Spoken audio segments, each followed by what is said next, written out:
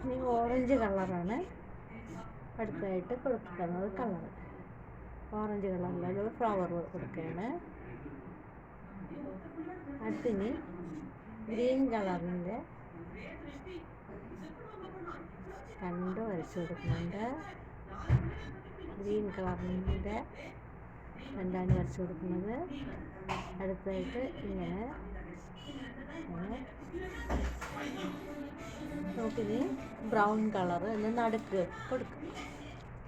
Brown colour ഇത് ഇങ്ങനെ കുത്തുപോലെ ഇങ്ങനെ കൊടുക്കണം. ഇവിടെയും അതേപോലെ കുത്തുപോലെ കൊടുത്താൽ മതി.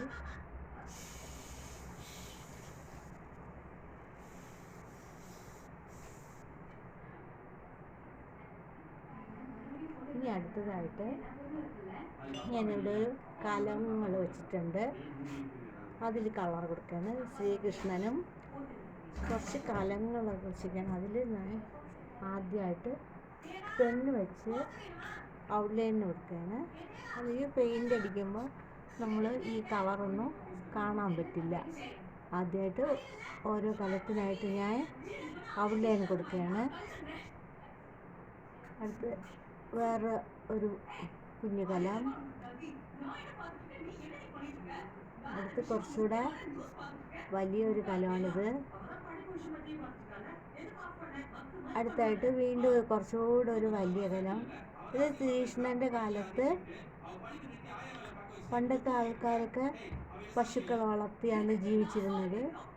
അപ്പോൾ അങ്ങനെ ഒരു കുടുംബത്തിലാണ് ശ്രീകൃഷ്ണൻ ജനിച്ചത്. അപ്പം ആദ്യം ജനിച്ചത് യശോദയുടെയും വസുദേവരുടെയും ദേവകിയുടെയും മകനായിട്ടായിരുന്നു. പക്ഷേ വളർത്തിയത് യശോദയാണ്. യശോദയുടെ നാട്ടുകാരെല്ലാം ഇതുപോലെ പശു വളർത്തിയാണ് ജീവിച്ചത്. അപ്പോൾ പശുക്കളെ കൊണ്ട് കൃഷ്ണൻ മേയാൻ കൊണ്ടുവരണം. അപ്പോൾ അവർ അവിടെയുള്ള സ്ത്രീകളൊക്കെ പശുവിൻ്റെ പാലൊക്കെ എടുത്ത് അതിന് ഉറയഴിച്ച് തൈരാക്കി അവർ അത് കലങ്ങളിൽ സൂക്ഷിക്കുമായിരുന്നു. അങ്ങനെ ആ തൈരാക്കിയിട്ട് വെണ്ണയാക്കിയിട്ട് അതിനെ കലങ്ങളിൽ സൂക്ഷിക്കും. അപ്പോൾ അങ്ങനെ ഈ വെണ്ണ കഴിക്കാനായിട്ട് വെണ്ണ ഭയങ്കര ഇഷ്ടമാണ് കൃഷ്ണന്. വെണ്ണ കഴിക്കാൻ നമ്മൾ കോവിലൊക്കെ പോകുമ്പോൾ കുറച്ച് വെണ്ണ കൂടെ കൊണ്ടുപോയാൽ കൃഷ്ണന് ഭയങ്കര ഇഷ്ടമാണ്. നിങ്ങൾക്ക് എന്ത് വിചാരിക്കുന്ന കാര്യവും ദൈവം നടത്തിത്തരും. അപ്പോൾ അതേപോലെ ഈ കൃഷ്ണൻ ഉടനെ നടത്തി തന്നില്ലെങ്കിലും താമസിയാതെ ആ കാര്യങ്ങൾ നടത്തിത്തരും. അപ്പോൾ അങ്ങനെ കൃഷ്ണൻ അങ്ങനെ പണ്ട് ഇതുപോലെ കൃഷ്ണൻ്റെ കഥയിൽ നമുക്ക് ഈ വെണ്ണ കട്ട് തിന്നുന്ന ഒരു കഥയൊക്കെ ഉണ്ട്. വെണ്ണ ആളുകൾ ഇതുപോലെ ഉണ്ടാക്കി വെച്ചിരിക്കുമ്പോൾ അതിൽ നിന്ന് കൃഷ്ണനും കൂട്ടുകാരും കൂടെ ആ വീടുകളിലെ കുട്ടികളും കൃഷ്ണൻ്റെ കൂട്ടുകാരാണ്. അവർ ചേർന്ന് എൻ്റെ വീട്ടിൽ തൈരുണ്ട്, വെണ്ണയുണ്ട്, നമുക്ക് കട്ട് തിന്നാന്ന് പറഞ്ഞ് കൃഷ്ണനെ കൂടെ വിളിച്ചുകൊണ്ട് പോകുമായിരുന്നു. അങ്ങനെ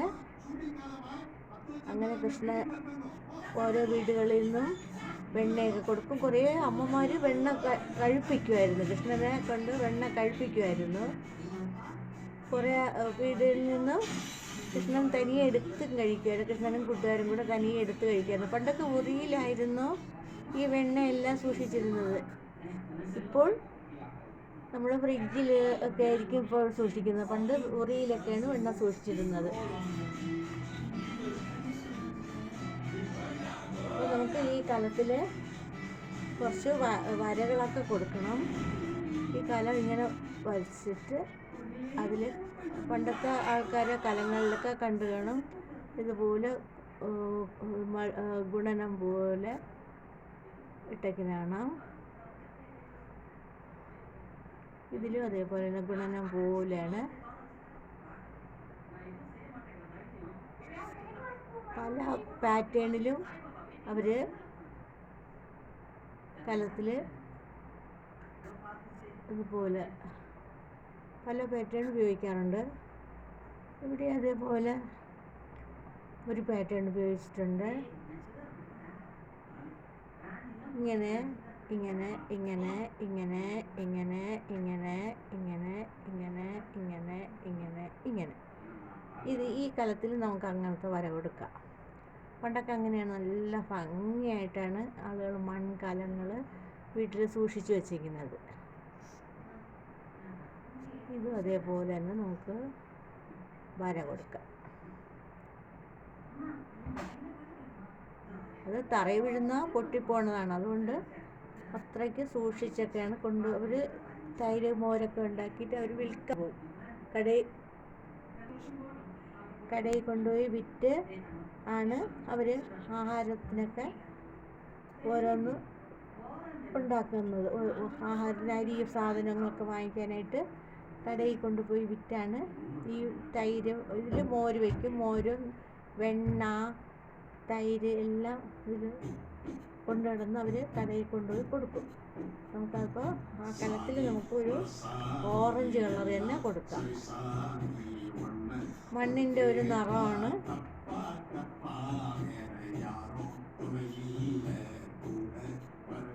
മണ്ണിൻ്റെ ഒരു നിറത്തിലാണ് ഈ കലങ്ങളൊക്കെ വച്ചിരിക്കുന്നത്. അതിന് മണ്ണിൻ്റെ നിറമാണ് ഒരു ഓറഞ്ച് കളർ അല്ലേ. അപ്പോൾ ആ നിറമാണ് ഞാൻ ഇതിൽ കലത്തിലൊക്കെ കൊടുക്കുന്നത്.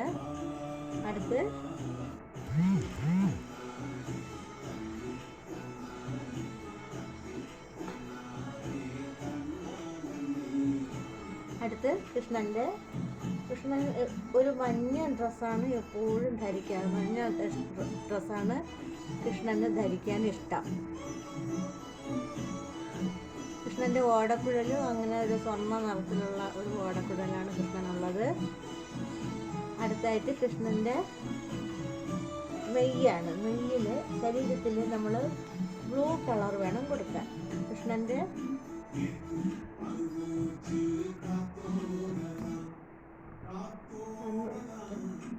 അത് നല്ല ഒരു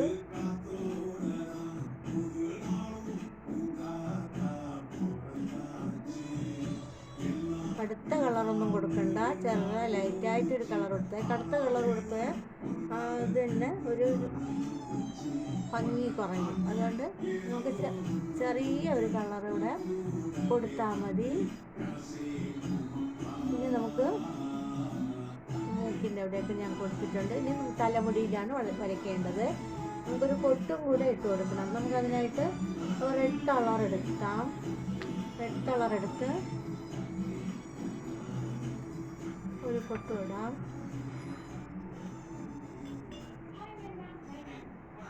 ഈ കളറൊന്നും തുറന്നു വയ്ക്കാൻ പാടില്ല, എങ്കിൽ അത് എളുപ്പം അത്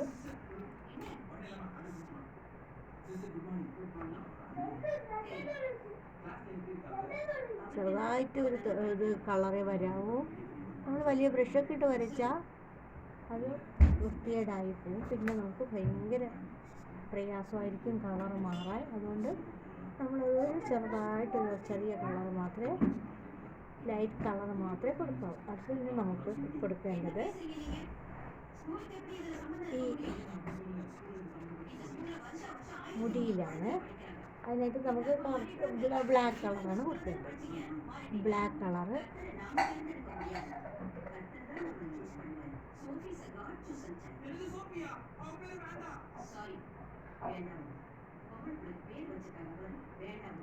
നമുക്ക് അത് ആ കളറ് താഴെ സൈഡിലും കൊടുക്കാം. താഴെ സൈഡ് ഇതിങ്ങനെ ഒരു നിഴൽ പോലെ, ഇതിൽ അവർ നടക്കുന്ന സ്ഥലം ഒരു നിഴൽ പോലെ ഒരു കളർ കൊടുക്കും.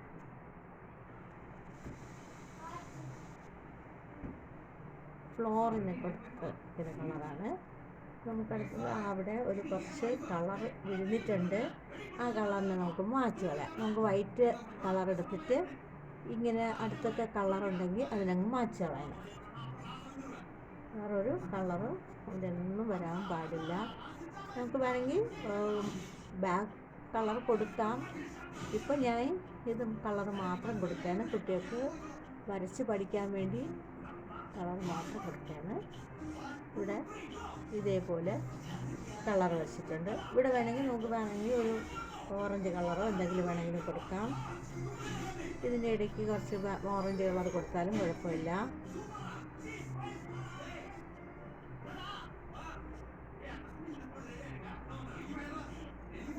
ഇനി നമുക്കിവിടെ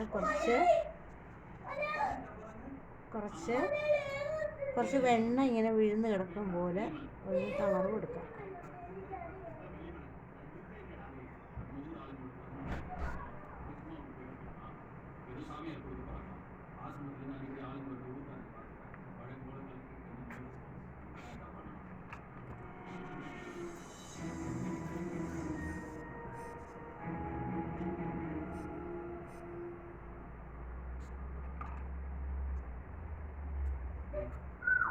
ഓക്കെ, എല്ലാവർക്കും ഇഷ്ടപ്പെട്ടെന്ന് വിചാരിക്കുന്നു. നന്ദി, താങ്ക് യു.